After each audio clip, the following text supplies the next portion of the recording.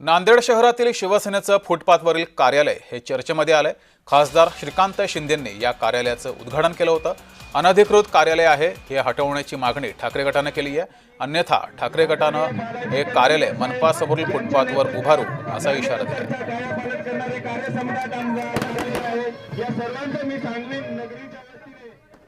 शिंदे गटाचे नेते श्रीकांतजी शिंदे साहेबांनी नांदेड नगरीत येऊन महानगरपालिकेच्या फुटपाथावर कंटेनरच्या माध्यमातून त्यांचं पक्षाचं कार्यालयाचं उद्घाटन केलेलं आहे।